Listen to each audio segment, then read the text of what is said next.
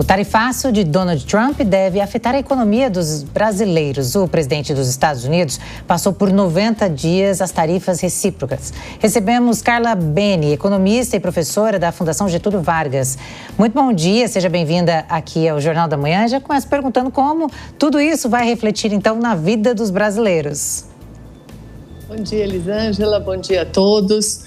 Olha, exatamente nessa situação que a gente está, nós estamos numa situação de incerteza.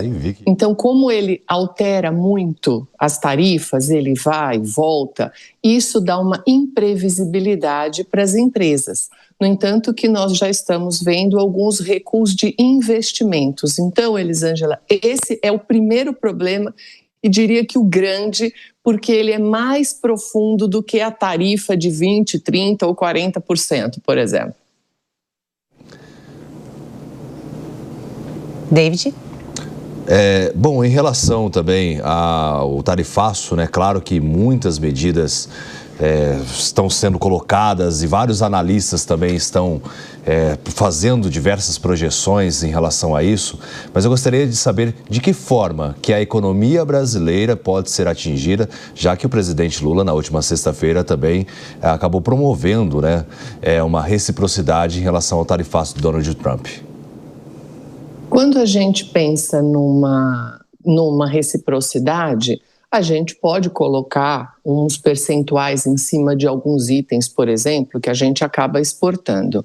Mas essa semana, por exemplo, já foi anunciada pela mídia, inclusive, que a China fez uma compra extra de 2 milhões de toneladas de soja do Brasil, fora digamos assim, do planejamento. Você tinha um planejamento para 20 cargas e ela comprou 40 a mais. Saíram 60 cargas de soja essa semana. Então, você tem um volume de venda extra que a gente não estava esperando. Então, esses movimentos esporádicos, eles vão começar a acontecer justamente por causa da instabilidade. Agora, quando a gente decidir os percentuais que vamos colocar nas contratarifas, digamos assim, aqui você tem algumas possibilidades, David. O importador americano é ele que vai decidir. Se ele vai comprar o produto com 10% a mais, por exemplo, e fazer o repasse para o consumidor final americano. Então, isso tem um tempo para a gente poder conseguir ver dados e ver o que é que vai acontecer. Pode ser que os Estados Unidos continuem comprando o produto nosso com 10% a mais e faça esse repasse, e isso daí não tenha grandes mudanças, ou pode ser que não, que a gente comece a ampliar também outros mercados. A gente não pode esquecer que da onde os Estados Unidos se afasta, a China se aproxima. Muito bom dia, Carla. É uma honra poder te ouvir. E eu quero te perguntar, no país do tarifaço, que é o Brasil, a gente está criticando muito o que o Trump está fazendo, e eu concordo porque eu sou contra qualquer aumento de imposto. Mas se os próprios governantes, o presidente da República está dizendo que o tarifaço do Trump vai ser ruim, e nós temos um ministro da Fazenda que é apelidado maldosamente, ou não por muitos, de taxade, será que tem alguma chance de nós realmente discutirmos tarifaço, mas internamente e reduzirmos os nossos impostos? São assuntos aqui diferentes porque os Estados Unidos fez medidas arbitrárias. Então, ele resolveu subir os impostos do mundo todo de uma forma arbitrária e, inclusive, a gente não pode esquecer que o governo Biden fez subidas de tarifa, por exemplo, em relação à China, enormes. Carro elétrico chinês no governo Biden subiu de 25 para 100 de um dia para o outro, só que sem esse estardalhaço todo, digamos, midiático que o Trump faz.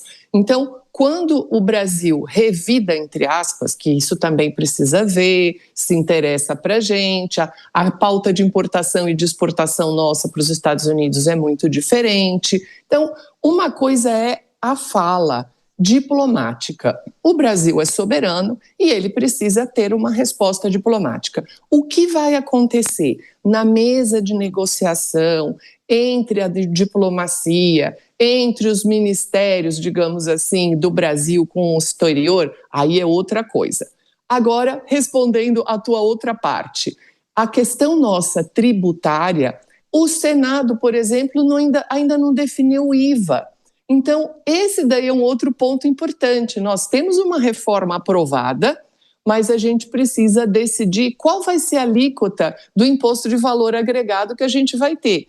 Em tese, era para ser os 26,5%. Quando todo mundo quis colocar as carnes, lembram disso? Colocar todas as carnes na cesta básica, provavelmente isso vai ficar próximo de 27,5%. Então, esse daí é outro ponto. E outra questão, só para fechar a tua pergunta, que amei a sua pergunta, ela tem a ver com a reforma da renda.